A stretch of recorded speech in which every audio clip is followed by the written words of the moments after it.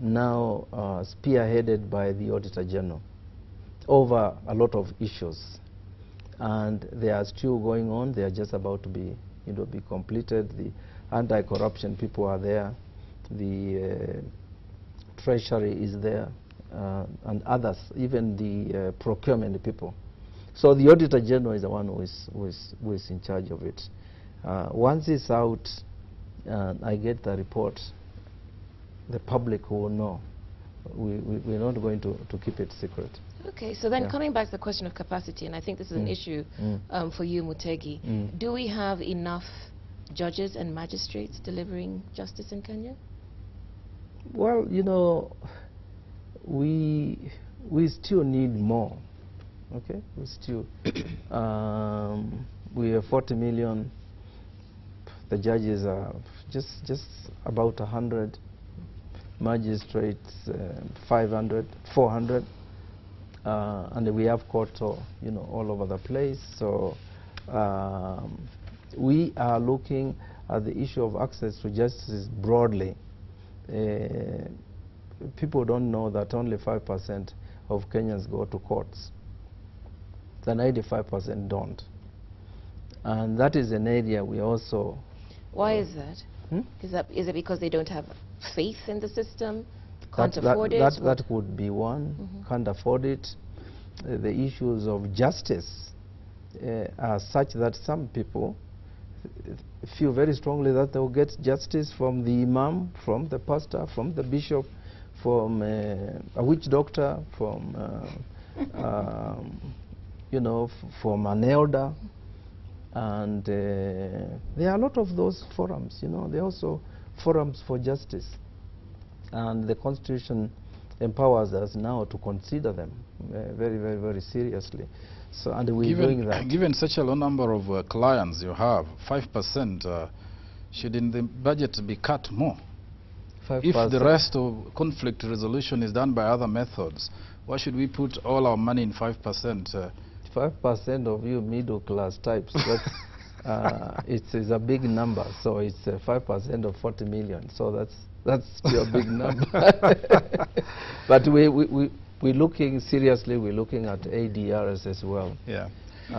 Because if you're going to deal with this perennial issue of backlog, right, and how quickly cases are, are decided, you need to look at these other issues.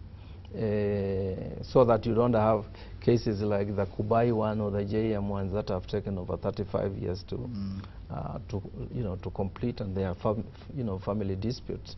So we need to look into those issues, but the courts will still be relevant for these other disputes, and we must make sure that they are heard as quickly as possible. More matters are taking longer at the magisterial level than at the High Court level.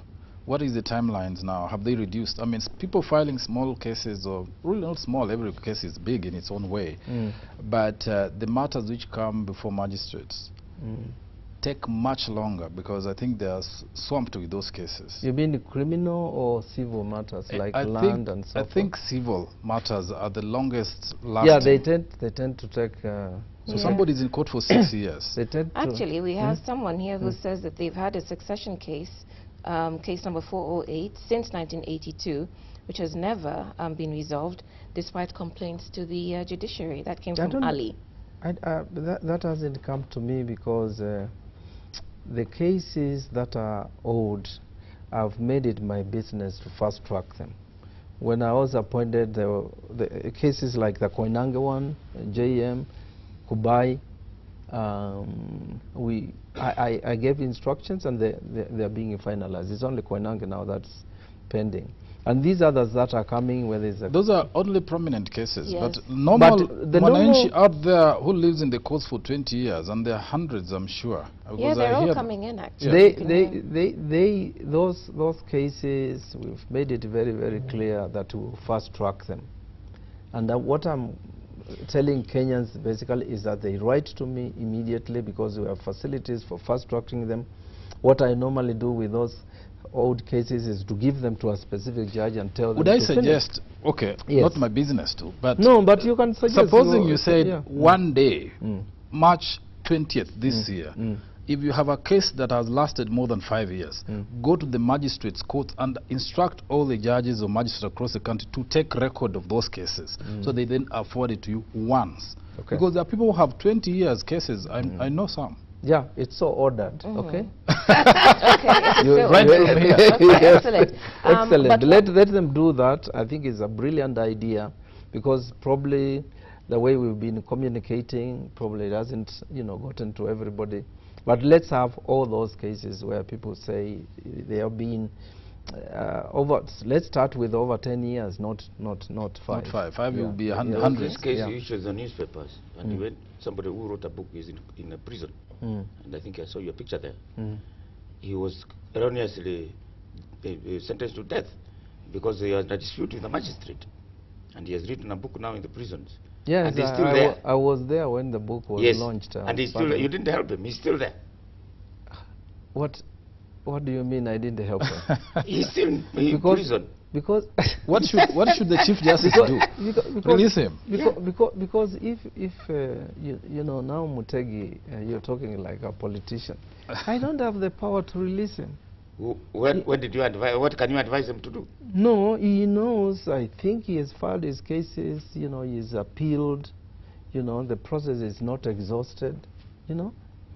So he has to. He has to do that. I wish I had the power to. You're contradicting yourself. No.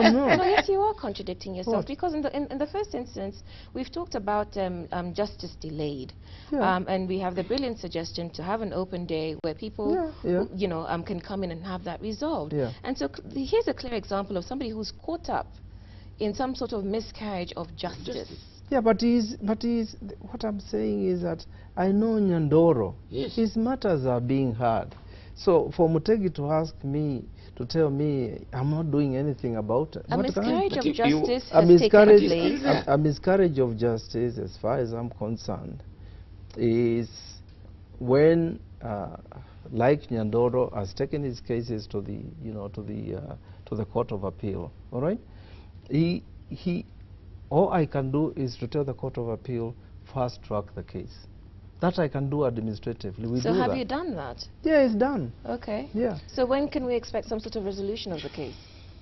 I can find out when I go back. I wish you had told me. I would have come with those. I saw it. I don't keep those things in my head. I was shocked myself to see a story in the newspaper. The Chief Justice was there. The man has written a book. He went. This process is wrong from day one.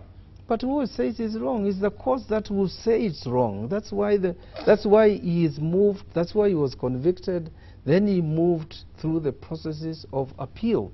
This is what we need to get very, very clear about. I'm not saying that there are decisions. There are obviously decisions that create injustice. I'm not saying that. I'm sure there are cases where Kenyans, through our judicial system, have been grossly injured. All right, but all I'm saying is that it's only at the appellate courts that you should look at this particular issue, because he's writing his story. There is another story in the courts, right? That is also a parallel narrative. So the best way to deal with it is to exhaust the court processes, and once that is done, then we are in a position to know was there injustice or not. Because I haven't read the file myself, all right? I haven't really read it. Can we go back to that issue about separation of powers? Can the court inject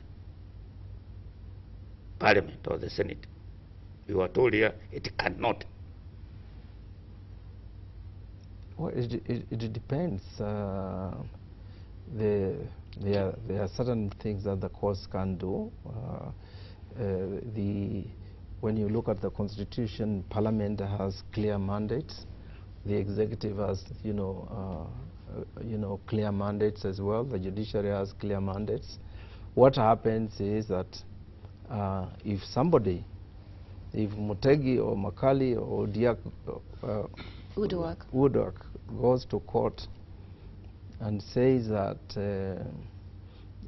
what is happening in Parliament, this particular issue, is unconstitutional, right? The person might be malicious, might be mad. The moment they file, the court can't say you're crazy, you know. We're not taking this up because it's a petition, and once that petition comes to the court, the procedure is that you serve the other person, all right? And the matter comes to court and is, you know, and is heard, all right?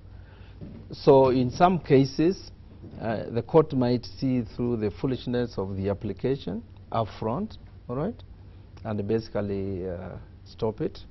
But my policy basically is that in some of those cases, the court should deal with them almost immediately. Almost immediately. When the Judicial Service Commission was summoned by Parliament, you sent a lawyer? Yes, we sent Senior Counsel Moita, yes. And they said you to appear there? The Judicial Service Commission and to appear there? Yes. Because they're summoned to go, not through a lawyer.